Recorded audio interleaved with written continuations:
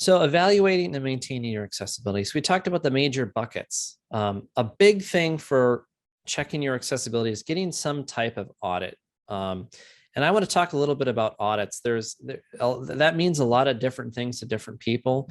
And when I kind of talk about accessibility audit, I'm talking about, kind of working with real people like an actual expert to help you look at everything. And that's very important for a lot of reasons.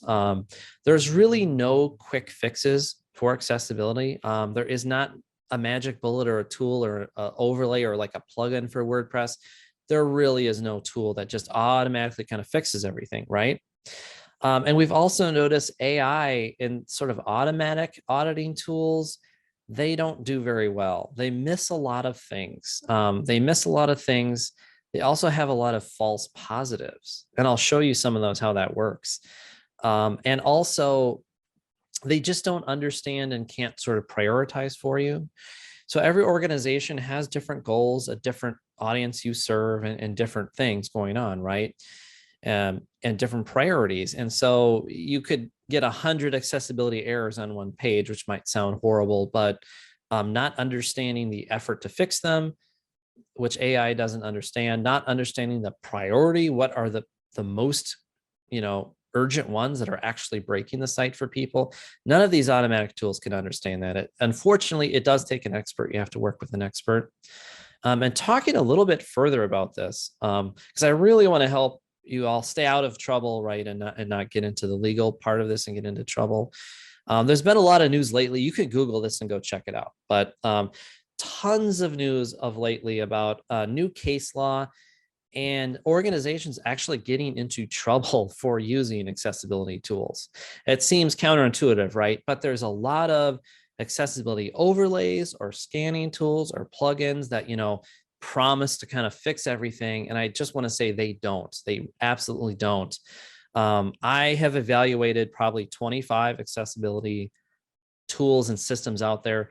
I have never found one that is 100% accurate. And now there's case law building up that is actually really kind of against these tools. One of the most popular ones is called Accessibee. You've probably seen ads for it. I mean, Accessibee advertises like crazy. I see their ads all over the place. A big online retailer actually got into a huge amount of trouble for using Accessibee. And the lawsuit said, well, that you're not trying, you're just slapping this tool on, you're not actually addressing accessibility.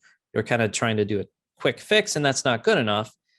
And the Accessibee tool itself breaks a lot of accessible devices and software. It just doesn't work. A lot of those tools too tend to really slow your website down. So if you want to learn more about the legal stuff happening in the news, you can Google it. But it's just it's unfortunate, but there really is no magic bullet for this. As we've talked about this, I'm sure you've kind of gotten the hint that it's kind of complicated. Accessibility is complicated. So I asked this question about your brand guide. It says none of you said, 0% has said your brand guide addresses accessibility. So that is something to consider.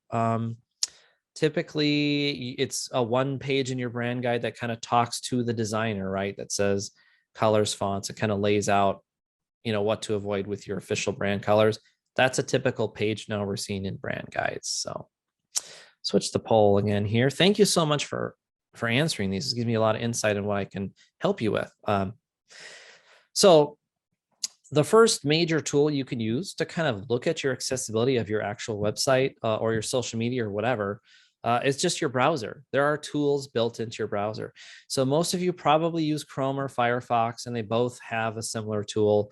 There's a tool built in called Lighthouse, and Lighthouse will test for SEO, for mobile compatibility, and it will test for accessibility too, and it'll give you a score. And then I'm going to actually show you a tool called Wave. So the two major browser plugins I would recommend is Wave and Andy. These are both completely free. Wave is made by a nonprofit, and Andy is made by the federal government. And then, of course, like I said, your mobile phones have an accessibility mode built in. You could always turn that on. And you could always try to use your website strictly with your keyboard, using only the tab, arrow, enter key, spacebar, those types of keys. That's what accessibility devices are actually doing. They're sending key commands to, your website to the browser. So those are some things you can look at. And mobile phones are, like I said, are extremely popular in the sort of deaf and blind community, the disabled community, because they've always kind of had these features baked in. It's very popular. So have you tried? So I asked the question, have you tried to use your website with only a keyboard? Half of you have said yes. So that's really cool. It's actually rare. I hear people have tried that. So that's great. So here's a screenshot. You can see here just from Lighthouse, the accessibility score. This page said 83. Now, here's the thing, like I talked about working with an expert, that score is kind of misleading. It's, I guess, good to see a number, right? A number from 0 to 100. So you can go from page to page and, oh, okay, the home page was 80, but the contact page was 20. It does give you a relative idea, but the number, it doesn't talk really about the priority of these issues, right? And that's a big thing, because likely you're going to have a lot of accessibility issues. Some will be 2 seconds to fix, and some will be more complicated, some will be more impactful, and some less impactful. So these tools are helpful, the tools I'm going to show you, but they really are mostly reserved for experts, because you have to interpret and know what these things mean. But they're still useful. This is the Andy tool. So this is looking at the structure of this site. This is, as you can see in the dropdown, Andy has kind of tabs representing kind of what I talked about, structure, design, content, and stuff. So the structure tab shows you the heading breakdown. And it has a lot of useful tools, this tool. It's basically just a bookmark you add to your browser, and then you can access that on any page you're on the internet. You can turn that on. And the structure is very important, like I said before, because that is how devices who can't, see your website determine where sections of your site are, or what may be more important or less important. The major tool we use is Wave. So Wave is by this nonprofit called WebAIM, and AIM stands for Accessibility in Mind. So this is my go-to tool, and actually a lot of very, very expensive commercial tools that could cost you thousands of dollars a month. You can get sort of an automated scanning tool that is based on Wave that uses their technology. But if your website's more than a few hundred pages, if your website has a lot of pages, those tools get extremely expensive. You could be paying thousands of dollars every month for the tool. So the thing I really like about Wave is connected to this phenomenal organization that gives you a lot of information about accessibility. They're kind of the gold standard. So this tool will show you what's broken, what's wrong, and built into it, it has a button to click that explains what this means. So say it shows an error that says empty heading, and you're, well, I don't know, what does empty heading mean? I don't even know what that means. And if you have an empty heading on your page, you actually can't see it because it's empty. So as a human, you can't even see it. So there's a little button you'll click and will explain exactly what empty heading means and why that's bad. So this is a phenomenal tool, and they also have training on their site and all kinds of information. So check out that, and I'll demo it for you right now. There's also the W3C. This is the kind of the global web standards body, right? The W3C has a whole directory of tools, which is really cool. And of course, Wave is in that directory. They have a directory of tools you can look at if you want. They have a directory of resources. The really valuable thing I find about W3C is they have their resources broken down by role. If you're a designer, programmer, blogger, content person, whatever role you're responsible at your organization, they break down things that are important for your role, which is really cool. It's actually very valuable. So I'm gonna switch this poll again. Looks like most of you said no. A little over half have said no, you haven't tried your site with the keyboard. It's an enlightening experience. I would try it.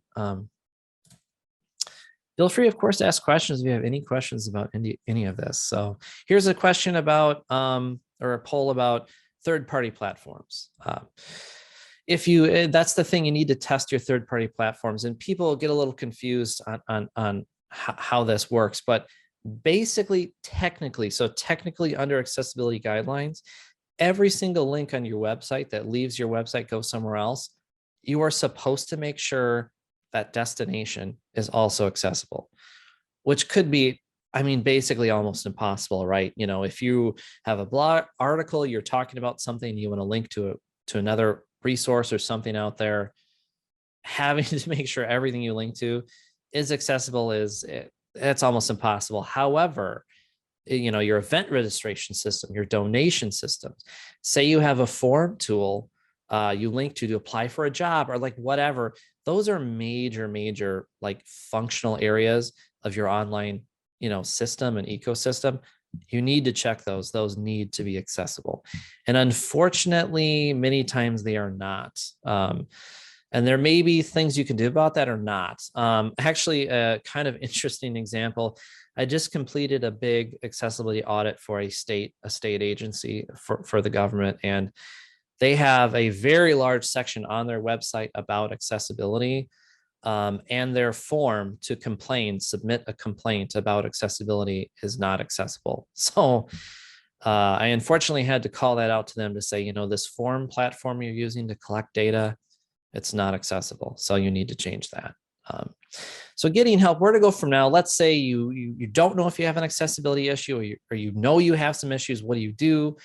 Like I've said, I highly recommend you work with some kind of consultant, work with a out of the box accessibility tools, and you can Google it and read the news. They just don't work. This is a very complicated thing with a lot of subtleties. And so, that there's AI tools out there, they're getting better. But I always like to say when I talk to people, I say, well, our intelligence isn't artificial, right? We're humans, and we're actually looking and working in partnership with clients to figure out, what's the priority, what can they do, with their budget and stuff, and how should they sort of craft a strategy for accessibility. Because keep in mind, every time you change your website, things are going to change, right? And your accessibility is a moving target. It's not a standstill thing. So thank you for the question. Great question. Do you have recommended vendors for tools? We do have some recommended vendors. We have some recommended plugins as well. For instance, the Gravity Forms plugin for WordPress can be made pretty much 100% accessible. But unfortunately, a lot of the major tools like Salesforce or HubSpot or CRMs, which have form builders, those are not. So unfortunately, it's tricky. So what we do usually when we're building a new website or doing like a redesign, and a client has these requirements, we need this tool, that tool, we need a calendar, events, registration, we will actually look at those tools and test them. So as far as blogs, surveys, really WordPress and Gravity Forms, that combination is super common to cover almost all of people's requirements.